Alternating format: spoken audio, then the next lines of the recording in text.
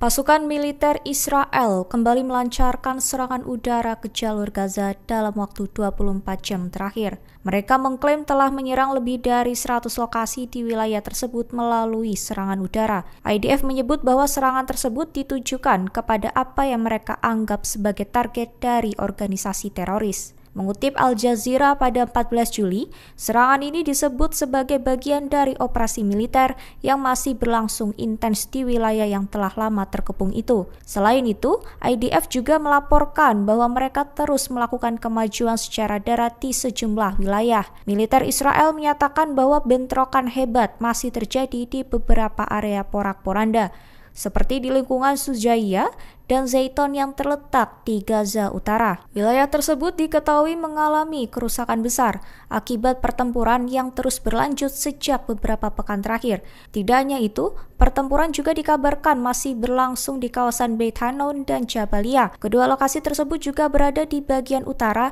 dan telah menjadi sasaran serangan berkali-kali dalam konflik ini. Militer Israel memperkirakan bahwa pembangunan kota kemanusiaan yang direncanakan di wilayah Rafah, Gaza Selatan, diketahui akan memerlukan waktu lebih dari 1 tahun untuk dapat terrealisasi sepenuhnya. Mengutip Al Jazeera pada 14 Juli, menyebut bahwa estimasi tersebut disampaikan langsung oleh perwakilan militer IDF melalui pertemuan kabinet mini yang digelar pada malam sebelumnya.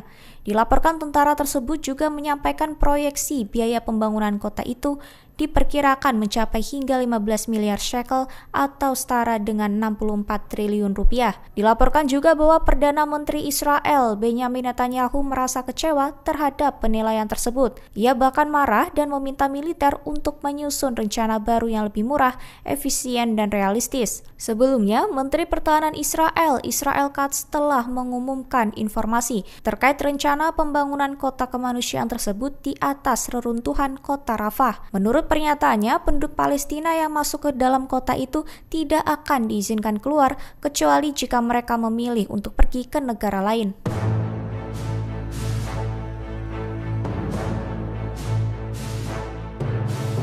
Rencana pemerintahan Perdana Menteri Israel Benyamin Netanyahu membangun kota kemanusiaan di Rafah di jalur Gaza diketahui menuai gelombang kritik tajam dari pihak oposisi dalam negeri. Mengutip dari Tribun News, dilaporkan para pemimpin oposisi menyuarakan kemarahan mereka atas alokasi dana besar-besaran yang dinilai tidak tepat sasaran. Pada Senin 14 Juli 2025, para tokoh oposisi menilai kepada keputusan pemerintah yang menggelontorkan anggaran sebesar 15 miliar shekel atau setara dengan 64 triliun rupiah guna membangun kota kemanusiaan adalah kebijakan yang mengabaikan kebutuhan rakyat Israel sendiri. Kritik ini mencuat setelah Menteri Pertahanan Israel Katz mengumumkan rencana terkait pemindahan seluruh warga Rafah ke sebuah zona baru yang disebut sebagai kota kemanusiaan. Pemerintah memperkirakan proyek besar ini akan menelan biaya antara 2,7 hingga 4 miliar dolar AS pada tahap awal. Hampir seluruh pendanaan akan ditanggung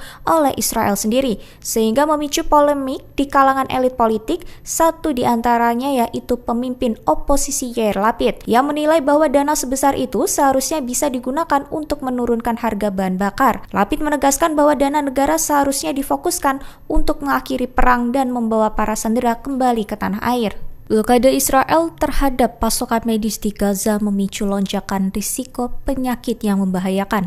Krisis kesehatan di wilayah tersebut kian parah seiring terbatasnya akses obat-obatan, air bersih, dan layanan medis. Yayasan Kemanusiaan Gaza yang selama ini beroperasi di wilayah konflik hanya mampu menyediakan makanan dalam jumlah terbatas.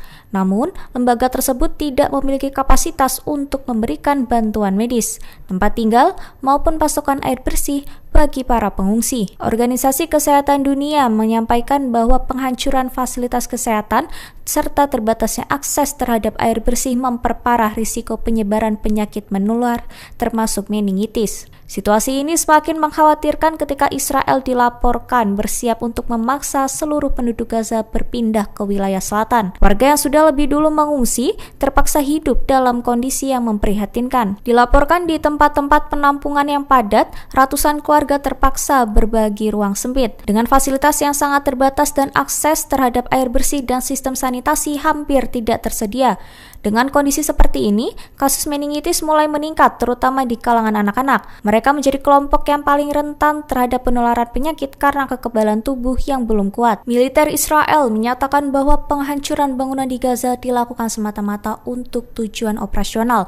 Mereka mengklaim bahwa hanya bangunan yang dianggap mengancam pasukan serta apapun yang menghalangi pergerakan militer akan diratakan. Namun, sistem pembayaran yang diterapkan kepada operator alat berat menunjukkan indikasi berbeda. Mengutip Al-Mayadin pada 13 Juli, dilaporkan bahwa militer memberikan bayaran hingga 2.500 shekel atau sekira 12 juta rupiah untuk setiap bangunan 3 lantai yang dihancurkan. Dilaporkan tentara cadangan mengindikasikan bahwa penghancuran dilakukan dengan semangat balas dendam.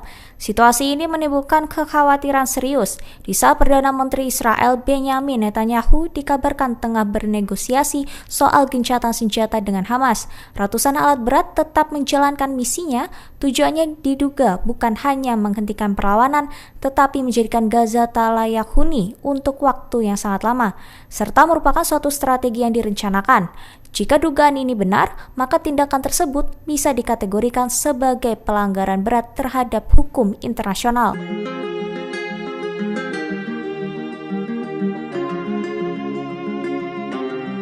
Sebuah kapal membawa aktivis pro-Palestina bernama Handala resmi berlayar. Dilaporkan berlayar dari pelabuhan Syracuse, Sisilia, Italia pada Minggu 13 Juli 2025. Kapal ini dioperasikan oleh Freedom Flotilla Coalition sebagai bagian dari upaya internasional untuk menembus blokade ketat yang diberlakukan Israel terhadap jalur Gaza. Mengutip dari Tribun News, keberangkatan Handala lebih dari sebulan setelah kapal sebelumnya Medellin dicegat pasukan Israel di perairan internasional. Dari insiden itu, 12 awak kapal ditahan dan akhirnya dideportasi oleh otoritas Israel. Meski menyadari risiko serupa, para aktivis yang tergabung dalam Freedom Flotilla tetap melanjutkan pelayaran. Melalui pernyataan resminya, mereka menyebut bahwa aksi ini merupakan bentuk perlawanan damai terhadap pengepungan ilegal yang selama ini membuat Gaza terisolasi dan terperangkap dalam krisis kemanusiaan. Handala dilaporkan membawa berbagai kebutuhan penting seperti pasokan medis,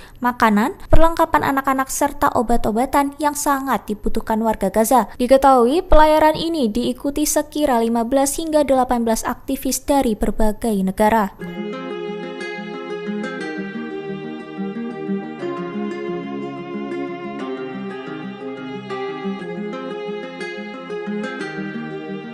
Militer Israel mengakui bahwa serangan udara yang dilancarkan di jalur Gaza pada Minggu 13 Juli 2025 merupakan kesalahan teknis yang berujung pada tewasnya warga sipil termasuk anak-anak. Pihak IDF menyebut bahwa peluru yang mereka luncurkan meleset puluhan meter dari target utama, yaitu seorang anggota Jihad Islam Palestina. Kesalahan ini menyebabkan ledakan justru menghantam area padat penduduk. IDF menyatakan penyesalan atas jatuhnya korban jiwa dari kalangan sipil yang tidak terlibat dalam konflik. Juru bicara militer juga memastikan bahwa pihaknya telah membuka penyelidikan untuk mengusut lebih lanjut peristiwa tersebut. Serangan itu sendiri menghantam titik distribusi air di kamp pengungsi Nuseirat. Menurut keterangan pejabat medis di Rumah Sakit Al-Auda, total 10 orang tewas termasuk 6 anak-anak. Mengutip dari Tribun News, lebih dari 30 orang sedang mengantri air bersih. Serangan datang tiba-tiba dan menyebabkan kekacauan di tengah antrean warga sipil yang putus asa mencari pasokan air.